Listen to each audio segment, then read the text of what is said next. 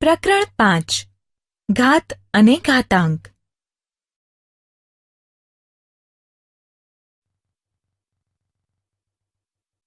પ્રસ્તાવના. ગુણાકાર એ પુનરાવર્તી સરવાળો છે. જેમ કે 4 વત્તા 4 વત્તા 4 વત્તા 4 વત્તા 4 બરાબર 20. અહીં 4નો 5 વખત સરવાળો થાય છે. તેને ટૂંકમાં 4 ગુણ્યા 5 લખીશું. 5 વત્તા 5 વત્તા 5. અહીં 5નો 3 વખત સરવાળો છે. તેને ગુણાકાર સ્વરૂપે 5 ગુણ્યા 3 લખીશું.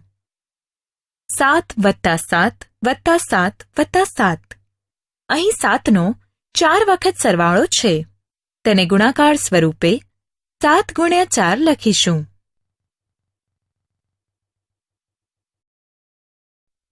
આમ સંખ્યાના તે જ સંખ્યા સાથેના સરવાળાને પુનરાવર્તી સરવાળો કહે છે. સંખ્યાનો પુનરાવર્તી સરવાળો એટલે ગુણાકાર.